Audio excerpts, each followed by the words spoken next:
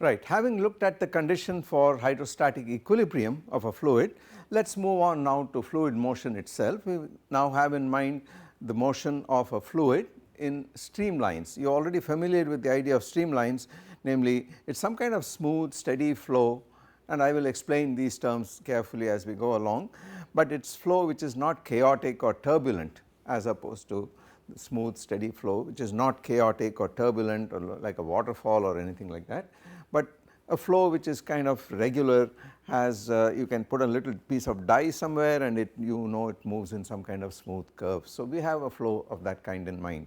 Now, the first concept we have to understand is the idea of a current density. In other words, if these are the flow lines of the fluid, if you put a unit area here, an area element, we could ask what is the mass of fluid crossing this area per unit time. Per unit area per unit time, this mass is called the current density J as a function of R and T.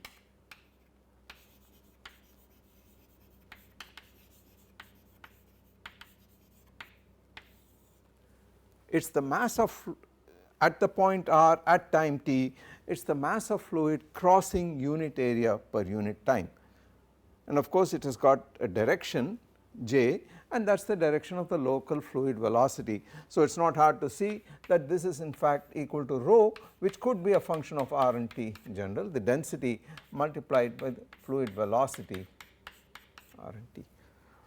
So, by definition the current density J is the product of rho and V here.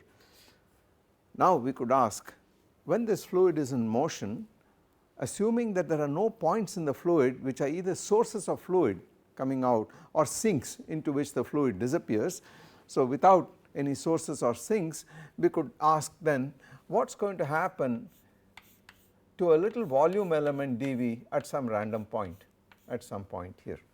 There is some fluid which is going in and there is some fluid which is going out through certain phases of this volume element. So, we could ask for what is known as the net flux of the fluid through this volume element, which would correspond to adding up all that fluid which is going in, taking out all the fluid which is going out and subtracting the former from the latter gives you the outward flux of the fluid from that point here, and let us find out what this quantity is. Now, clearly if I use a volume element of this kind which is parallel, whose sides are parallel to the coordinate axes, then the contribution of a velocity vector pointing in this direction on that face would be the component of this velocity vector normal to this face here. So, that would be in this case, if I choose my coordinate system in this fashion as usual x, y, z, this face is normal to the y axis. So, the current component J y is what is going to play a role here at that point. Similarly, across the other two faces it is going to be Jx and Jz.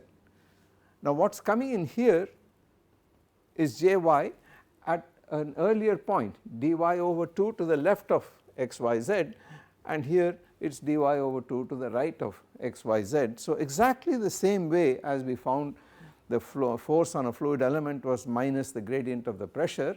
In this case the same argument, exactly the same argument, but using this vector j will tell you that the net flux,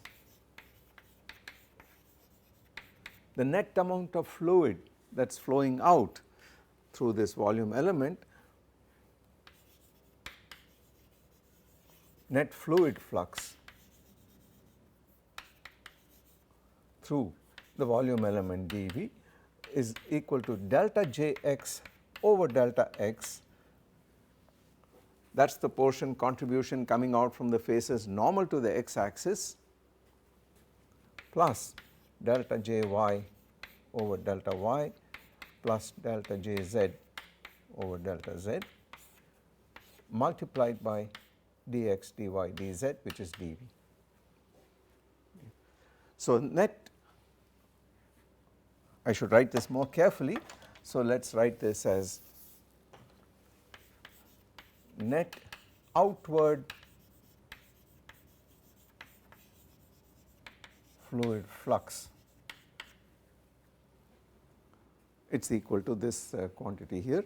This is the mass of fluid that is flowing out through the volume element dV through all the faces of it put together, where you have taken whatever goes in with a negative sign, whatever goes out with a positive sign will automatically give you this quantity here by the same argument, exactly the same argument that we used in finding that the gradient of the pressure gave you the net force minus the gradient of the pressure gave you the net force on the fluid on the volume element.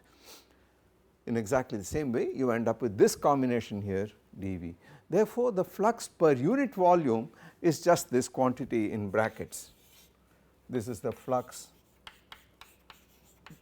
per unit volume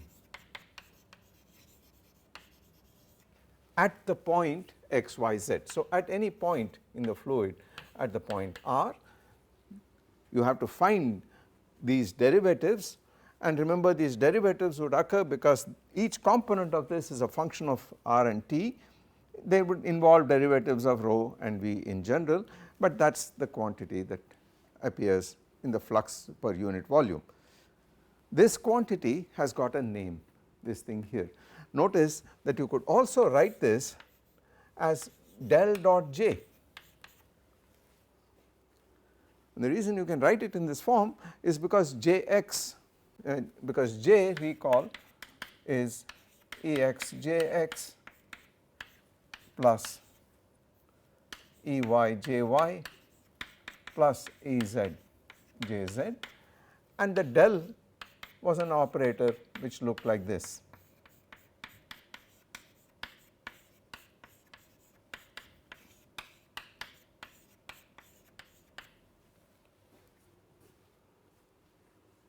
So, you can write this as a dot product of this vector operator del with the current density j. This quantity is called the divergence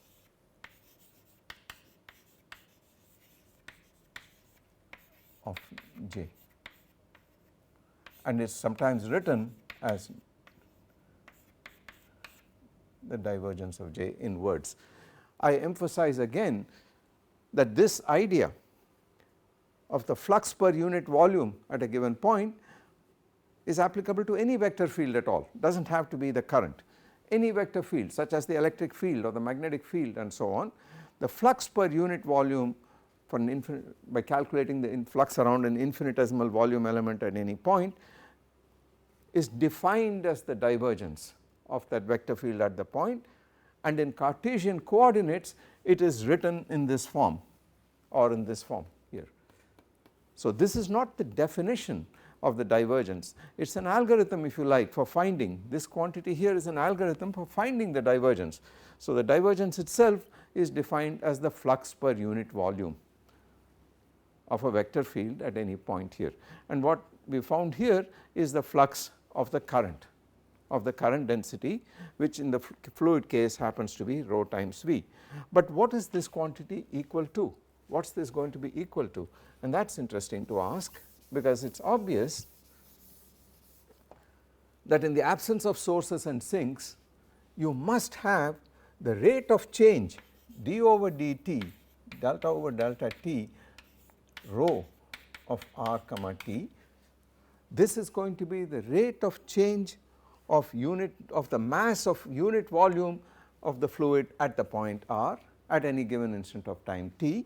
It could increase, it could decrease, etc., and clearly if the system has a flux going in and nothing coming out, the density is going to increase, this is going to be positive.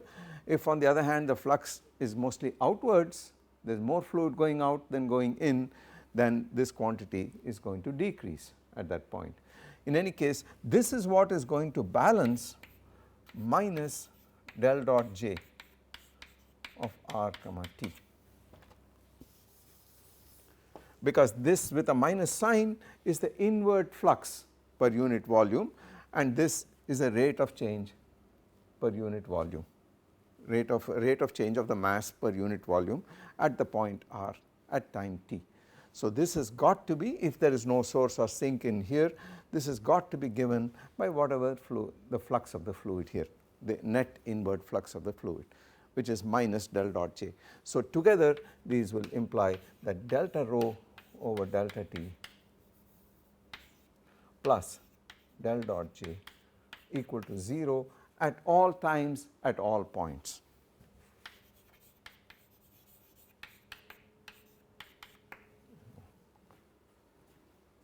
In the absence of sources and sinks. This equation, which is essentially conservation of matter or conservation of mass here, is called the equation of continuity.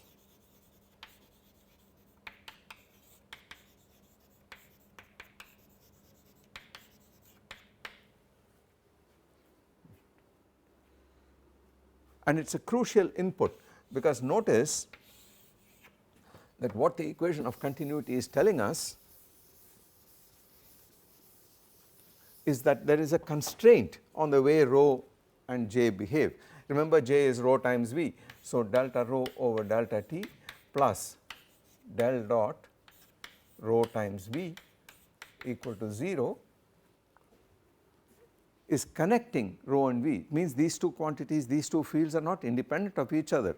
Recall what I said earlier, namely the task of fluid dynamics in some sense of hydrodynamics is to determine what rho and V are, this scalar field and that vector field are, given the pressure and the external force and so on and so forth. So, this is the task of fluid dynamics, but you already have, independent of what forces you apply on the fluid, you already have a constraint equation in the equation of continuity. So, we must keep that in mind here before we go on to finding out what the equation of motion actually is. The next step is the following. Oh, before I do that, let us point out the following simple case. If the fluid is incompressible,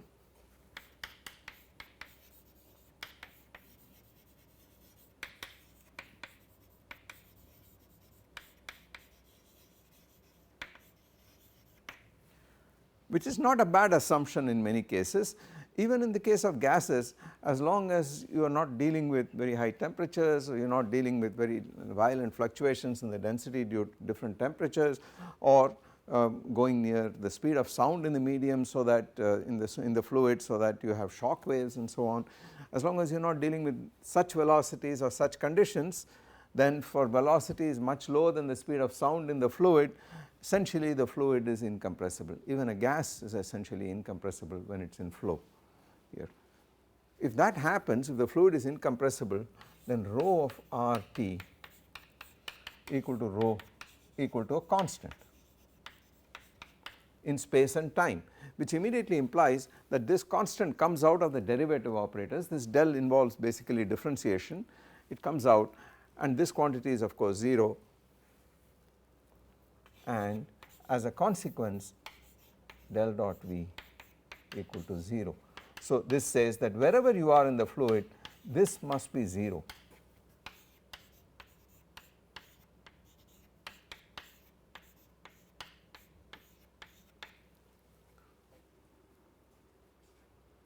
Such a flow is said to be solenoidal.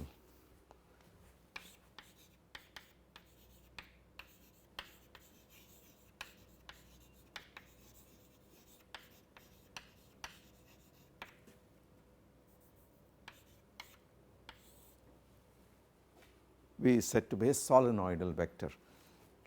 For reasons we will not go into, that is the technical term, but this simplifies matters enormously, because it says the equation of continuity does not involve the density at all. It just says del dot V, the divergence of V must be 0 at all points. So, it puts a kind of condition on the velocity V here in the very important case of incompressible flow. Next, we now turn to the real business, which is to write the equation of motion of a fluid element.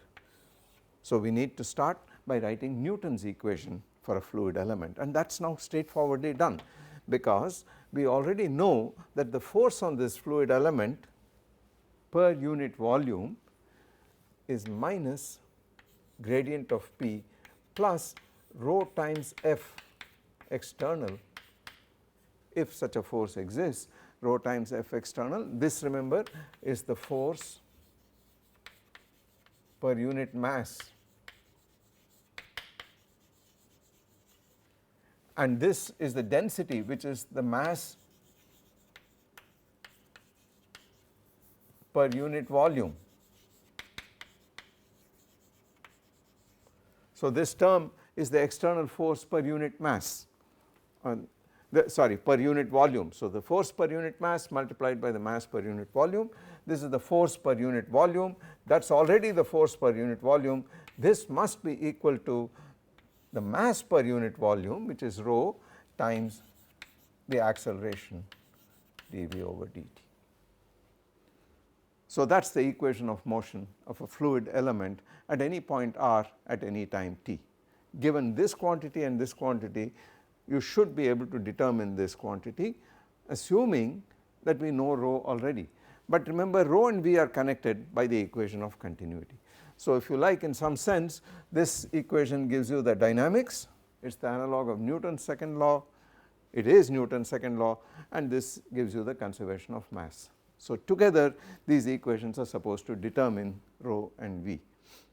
One can divide by rho and write this immediately as dV over dt equal to minus gradient of P divided by rho plus F external, where remember F external is the force per unit mass on the fluid here. So, this is the basic equation that we have to deal with in fluid motion, where a knowledge of this should be sufficient and this should be sufficient to determine this V, but this is easier said than done. It is a very non-trivial task, as you will see, for complications that arise right away, as you will see in a moment. First of all, this is valid even when rho is not constant, even when the flow is not incompressible, it is compressible say and changes with space and time, this equation is still valid. The next step is to ask, what is this time derivative here, this acceleration here. Remember that V is a function of space and time here. So, if you follow a fluid element which happens to occupy the point r at time t, then the rate of change of this V with t, the total time derivative, will have two components. It implies that d over dt V of t must be equal to 1 V of r and t must be equal to one part of the time derivative, time change, arises because there is an explicit dependence on time of the flow of the velocity vector at any given point. So, here is the point, this is the velocity vector at one instant of time, a little later it is here, a little later it is here, and so on. Due to this explicit dependence on time here, there is a change of this V with respect to time, and that is of course equal to delta V of RT over delta t. But that is not the end of the story. Plus, there is a contribution which arises because this changes, the fluid element moves as a function of time, and therefore there is a change of its coordinate as a function of time, and this of course is x, y and z. So, there is a portion which comes due to delta V over delta x times dx over dt plus delta V over delta y dy over dt plus delta V over delta z dz over dt. So, the fact that remember now we are tracking now the unit element, we are tracking now the force per unit volume of a fluid element located at the point r at time t, and the fluid is moving perhaps in an unsteady way.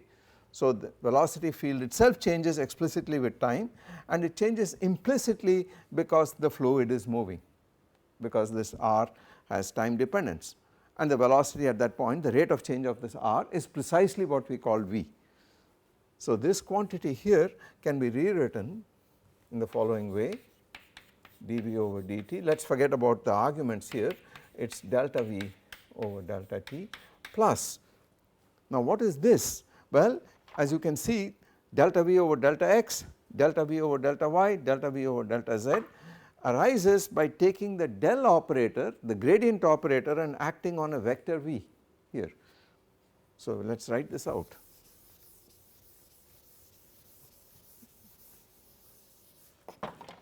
Let us write this out explicitly. So, you have Vx delta over delta x V plus Vy delta over delta y V plus Vz delta over delta z V. This is Vx, this is Vy, and this is Vz. So, we have the total derivative of the velocity v is given by the partial derivative of its explicit time dependence plus Vx times this, Vy times this plus Vz times that. But you see these quantities delta over delta x, delta over delta y, delta over delta z arise from the components of the gradient operator, the del, the triangle operator. So, this can be written as delta v over delta t plus v dot del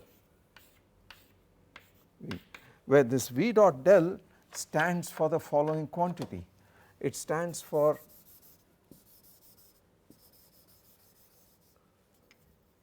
this combination of quantities acting on v, the partial derivatives act on v. So, that is by definition v dot del here on v. So, we have this beautiful formula which says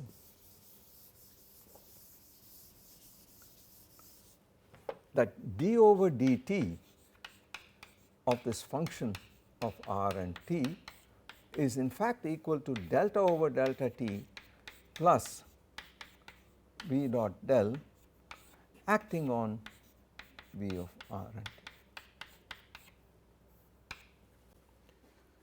So, the total derivative is the partial derivative with respect to time, the total time derivative is the partial derivative with respect to time plus v dot del, this extra term here appears in the total derivative acting on whatever the velocity vector is out there. This quantity here is like a derivative due to the fact that the fluid is being dragged along, it is being moved along, and it is called the convective derivative.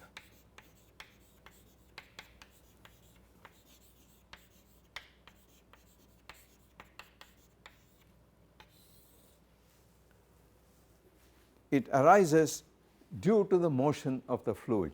So, notice that V appears in two places. We started by writing an equation of motion for the fluid element. So, there is mass times acceleration here. So, we wrote everything down for unit mass of the fluid and we discovered mass times acceleration gave you dV over dt, but it was a total derivative, but in the case of a fluid it becomes a partial derivative plus the convective derivative. This is crucial, this extra thing here makes the whole thing nonlinear because V appears now in two different places in a product form. So, this immediately means that fluid dynamics is inherently nonlinear. We started with Newton's equation which looked like a very simple equation, but it inherently for the velocity field gave us this little piece of complication here which is responsible ultimately for much of the complication in fluid dynamics, not all of it, but much of it as we will see. So, now where are we? Let us write that down.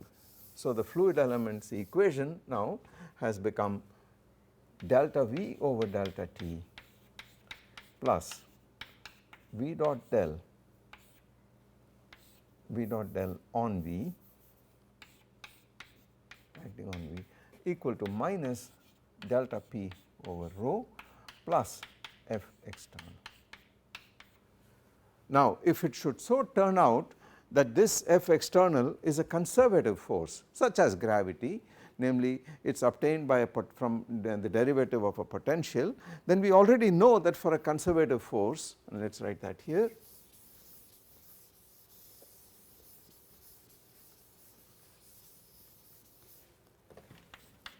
for a conservative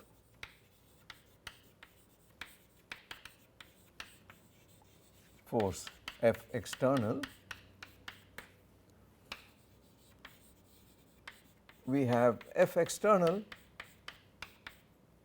equal to minus the gradient of some scalar potential which has now the physical meaning of the potential energy per unit mass, because this F is the force per unit mass.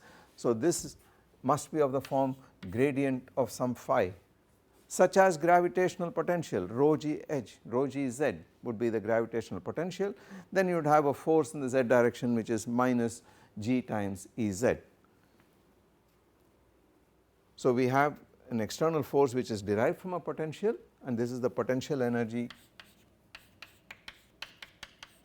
per unit mass of fluid, and if you put that in, this becomes equal to, in that case, minus gradient P over rho minus the gradient of phi. So, this is the equation of motion of a fluid element, but you might now say, oh, I put in a conservative force, but the fluid also has some viscosity and I never took that into account, and viscosity is not a conservative force, it is a dissipative force because ultimately it represents some loss or dissipation or friction inside the medium. Yes, indeed, that term too exists, and in general this should really be added. So, you should add a rho times F viscous, which is the viscous drag per unit mass of the fluid, in which case you would get here F viscous, and you would continue to get here F viscous. So, it is getting fairly complicated. You can see that already there is a complication due to this quantity here, which I will call a nonlinearity.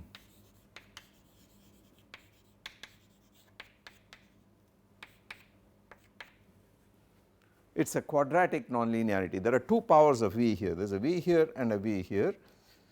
You would have expected a linear equation because you would have said, well, mass times acceleration, acceleration is the rate of change of time derivative of the velocity, but it is now appearing in an implicit form as well with a V dot del on V here, the fluid. This complicates matters, as I have already said, but this is the equation, basic equation of motion here. Okay.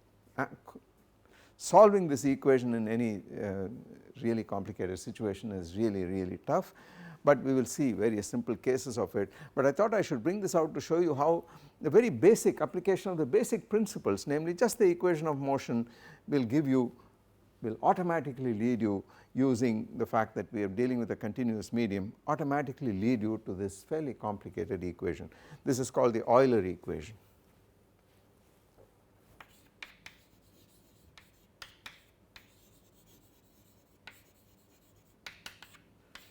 Actually, I think that Euler's equation is the one that you get without the viscous term, but the literature differs on what the actual terminology is, but it is the equation of motion of a fluid element, and I would like to leave it like that. Our next task is the following. I am going to drop this F viscous because there are models for it which I might mention at the end, but I am going to drop this thing here and assume that you have just the conservative force here plus this pressure gradient, and then we need to have some knowledge of how the pressure changes as a function of the density, and we will look at various special cases. In particular, if you had an incompressible fluid, then there is no problem, things simplify enormously, no viscosity, this is a constant, and then one can actually try to make headway and see where this gets us. In particular, we would like to integrate this equation once to see if there is some analog of something which looks like the energy in the case of particle motion. We found the first integral of the motion was the energy. Can we do the same thing here is what we will look at next.